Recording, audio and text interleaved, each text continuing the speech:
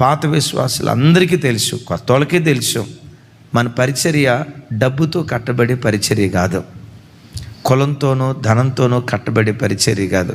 ఈ ప్రార్థన రెండు, ఒకటి కన్నీటి ప్రార్థన, రెండవది వాక్యంతో కట్టబడేటువంటి పరిచర్య. చప్పుడు కొడితే యేసయ్యకు స్తోత్రాలు చెప్దాం. చెప్పండి, దేంతో కట్టబడే పరిచర్య?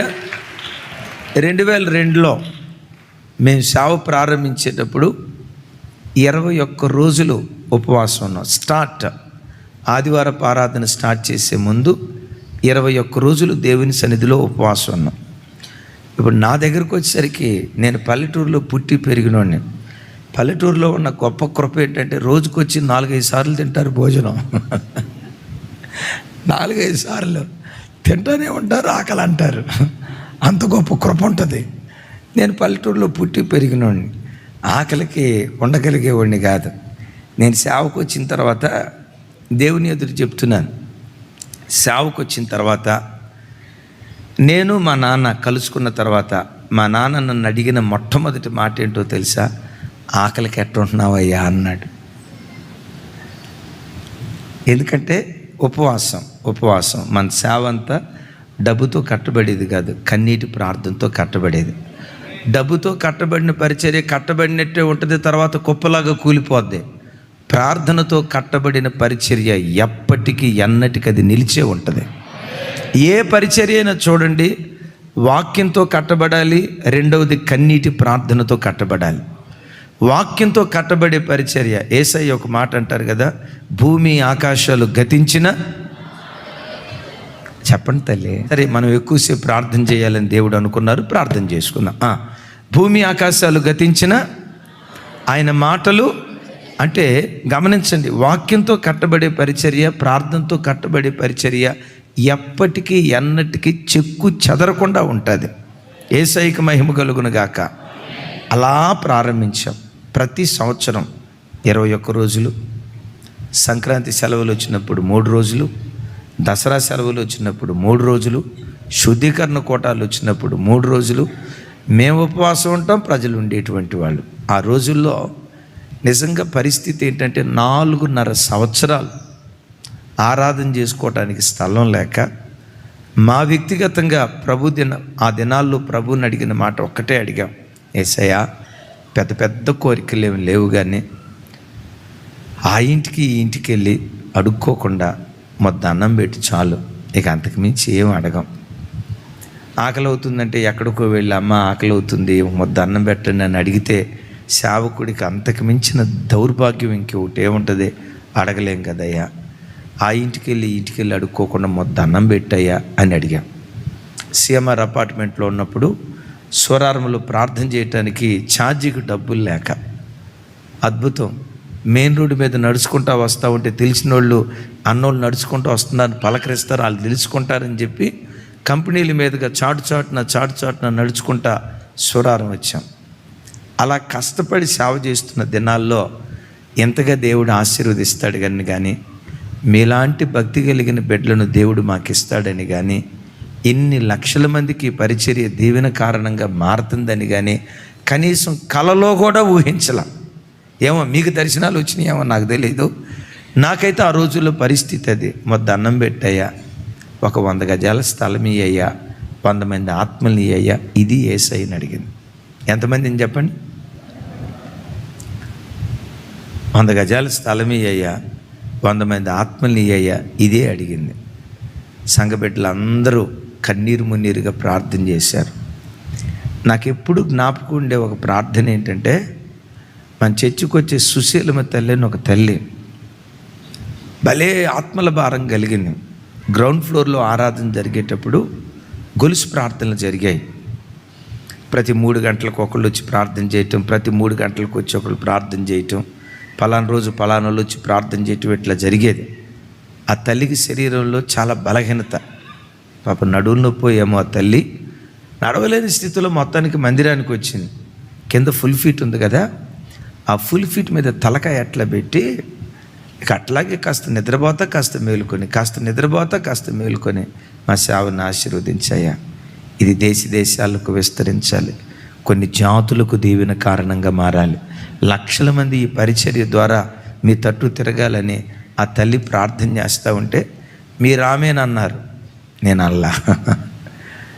అల్లా. అలాగని అవిశ్వాసం అని కాదు, కానీ ఆ రోజుల్లో ఉన్న పరిస్థితులను బట్టి ఆ తల్లి ప్రార్థన చేస్తూ ఉంటే, ప్రభా ఇలాంటిది మా జీవితంలో జరిగిద్దా, ఇలాంటి సేవ మేము చేయగలుగుతామా అని అనుకున్నా. దేవుని కృప, మా బ్రతుకులో 100 మంది ఆత్మలు అయ్యా చాలు అని అంటే ఈరోజు మన సేవ ఎలా ఆశీర్వదించబడిందో తెలుసా? ప్రతి ఆదివారపు ఆరాధనకి 120 మంది కొత్త వాళ్ళు వస్తున్నారు. ఒక్క ఆదివారం వచ్చి 90, 80, 100. నేను ఆదివారం ఉప్పల్లో కూడా సెకండ్ సర్వీస్ స్టార్ట్ చేసింది నాకు తెలిసి ఒక 5-6 నెలలు అవుతుందా తమ్ముడు? సంవత్సరం అవుతుందా? 2-3 నెలలు కాదు, మరి అంత అబద్ధం ఆడితే అట్ట మర్చిపోయాడు, కానీ అబద్ధం కాదు, కానీ ఒక 4-5 నెలలు అవుతుంది. ఫస్ట్ సర్వీస్ బాగా వస్తున్నారు.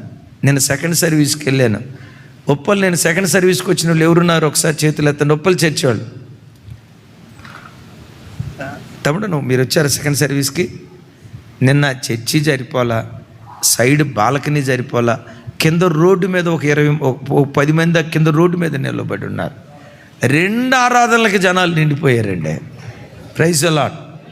ఇక్కడ మన చర్చి సెంట్రల్ చర్చికి వచ్చేసరికి ప్రతి ఆదివారం 100-120 మంది ఎక్కడెక్కడి నుంచో.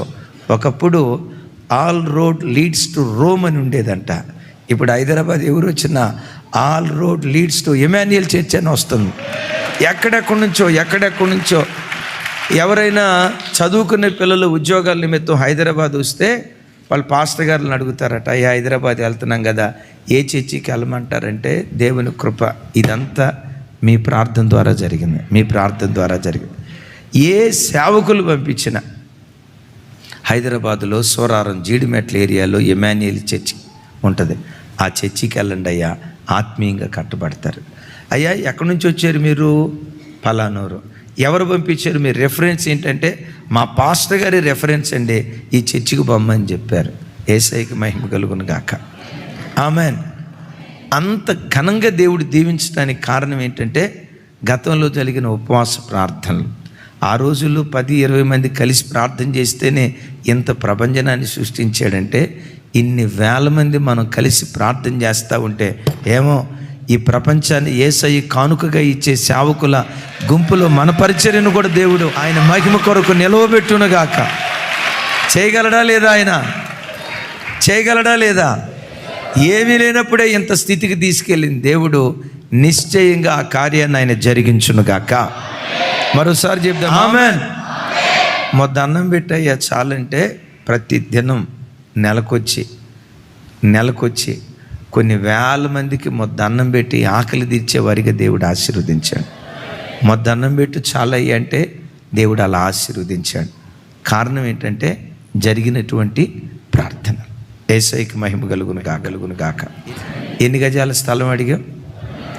జీడిమెట్ల ఇండస్ట్రియల్ ఏరియాలో నేను ఎవరో చెప్తున్నారు, సబ్స్టేషన్ దగ్గర మన ఆరాధన జరిగేది. 100 గజాల స్థలం కోసం 4 లక్షల రూపాయలు ఖర్చు పెట్టాం. ఆయన అన్నాడు, క్రిస్టమస్కు ముందు ఆ స్థలం మీకు శాంక్షన్ అవుతున్నట్లుగా లెటర్ వస్తుంది అన్నాడు. సంతోషంగా తిరిగి వచ్చాం. క్రిస్టమస్కు ముందు లెటర్ వచ్చింది. ఏమని వచ్చిందో తెలుసా? మీకు స్థలం ఇవ్వని వచ్చింది. ఇంకొకసారి ఈ స్థలం నిమిత్తం మా దగ్గరికి రావద్దు, మీకు ఇయ్యం అన్నారు. చాలా ఏడ్చుకుంటూ వచ్చాం. అద్భుతం ఏంటంటే అదే జీడిమెట్ల ఇండస్ట్రియల్ ఏరియాలో మనకి 2000 గజాల స్థలం దేవుడు ఇచ్చాడు. ఆమేన్. ఎంత ఇచ్చాడు చెప్పాలి? ఏమో రేపు ఎకరాలు కూడా ఇవ్వచ్చు ఆ ప్రాంతం. ఈ జీడిమెట్లు వదిలే బయటికి వెళ్దామని నాగుతూ ఉన్నాం. యేసయ్యకి మహిమ కలుగును గాక. ఆమేన్. 100 గజాల స్థలం చాలయ్యా అనుకుంటే దేవుడు ఇంతగా ఈ పరిచర్యను దీవించడానికి కారణం ఏంటంటే ఇదంతా ప్రార్థనతో కట్టబడినటువంటి పరిచర్య. యేసయ్య ప్రార్థనతో ప్రారంభించాడు. అపోస్తులైన పౌలు గారు ఉపవాస ప్రార్థనతో ప్రారంభించారు. వాళ్ళు చేసిన ప్రార్థన తర్వాత కాలపు సేవకు ఏమైపోయింది? అది తోడుగా వెళ్ళిపోయింది. వాళ్ళు మనం చేసే ప్రార్థన మన పరిచర్యకు తోడుగా ఉండునుగా.